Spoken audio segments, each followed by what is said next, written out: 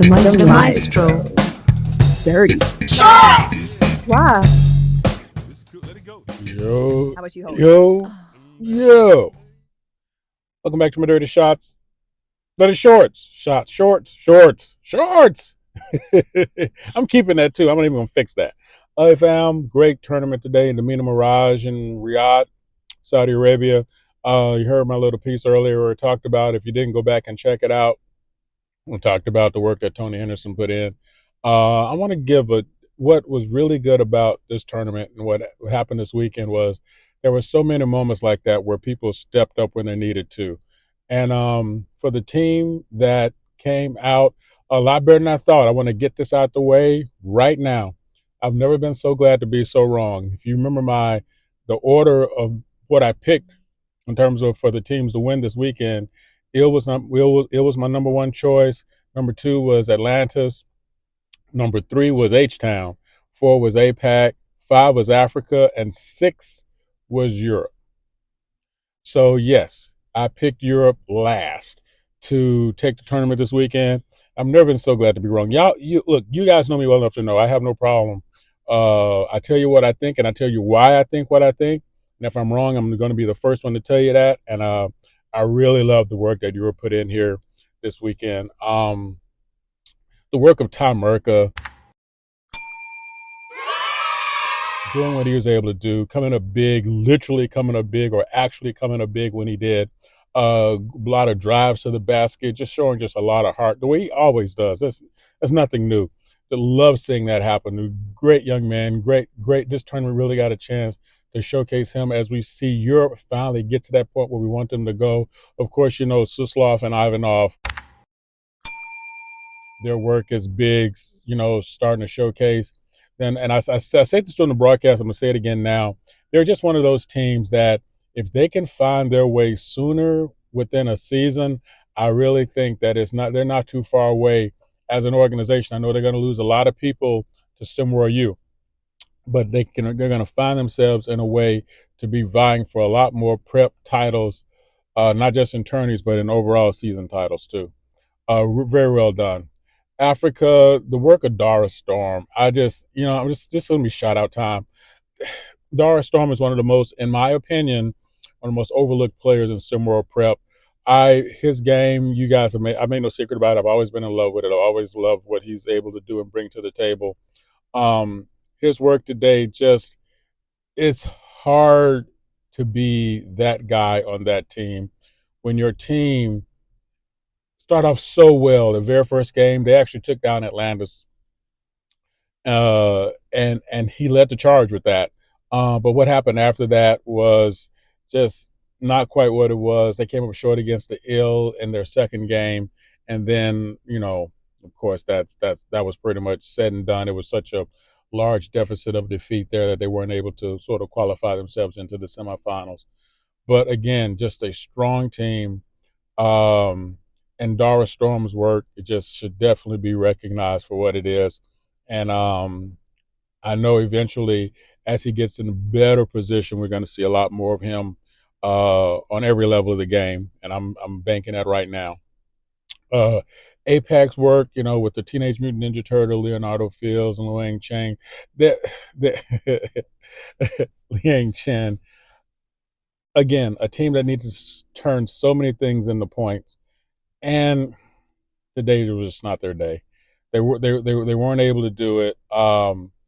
And H-Town played such stifling defense. I mean, there was nearly a 20-point difference in field goal percentage with the loss to H-Town, because H-Town just put on that defense and finished up across the table. Was just not surprising in a lot of ways.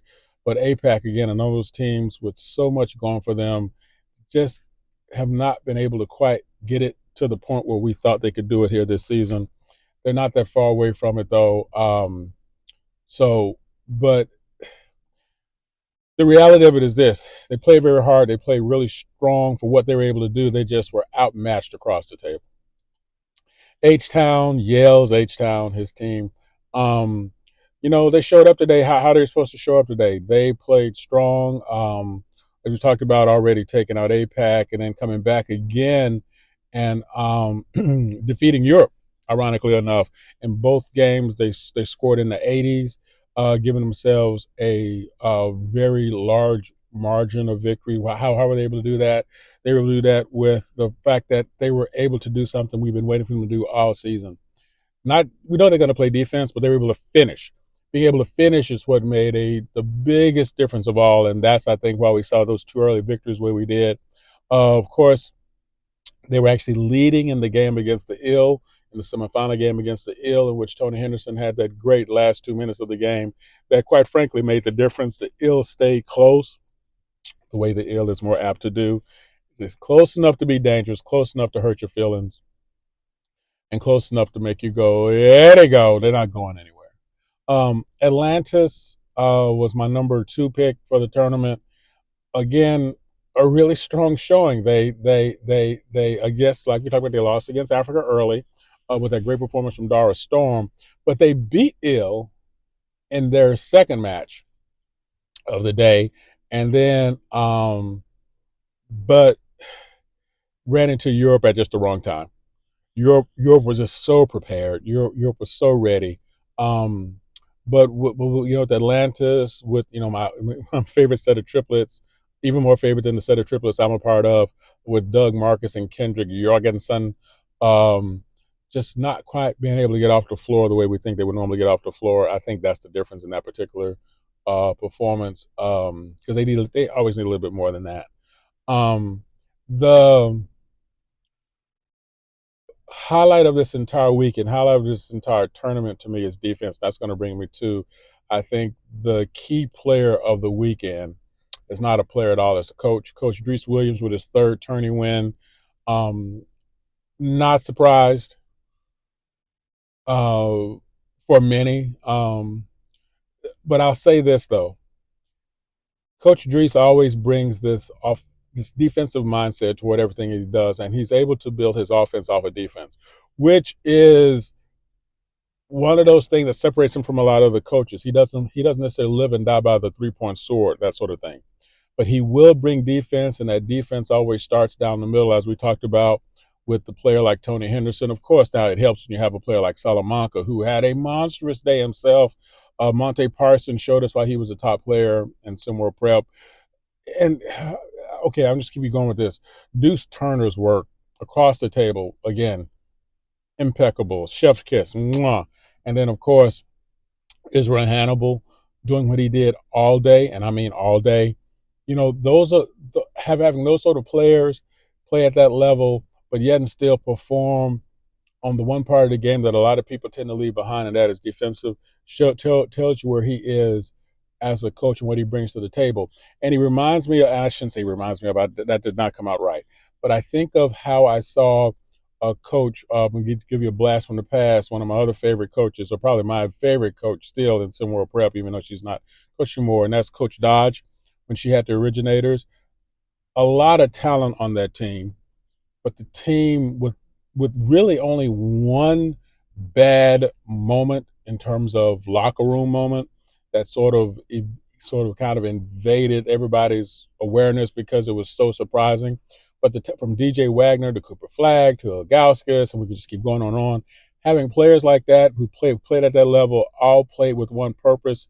That's what I see with Coach Williams and the Ill.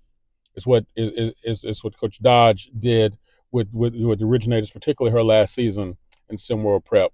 And Coach, you'd highly missed. I tell you that. I guarantee you that right now.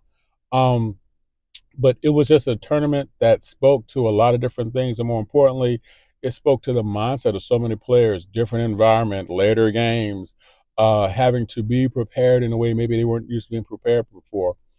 And I saw a lot of people pick the Ill to win the tournament as well. And yes, I feel good about that. Yes, I feel good that I was right about it. But it played out so differently than I thought it would, that it really shows the toughness of Coach Williams and what the Ill were able to do. So bravo Zulo, guys. Well done. Well done this week, and well done from everybody. It's good to see that this part of the season nearly everyone is playing their best ball, and that is probably the most joyous thing that I selfishly get a chance to say that I get a chance to see and witness on a weekly basis. Love it, love it, love it.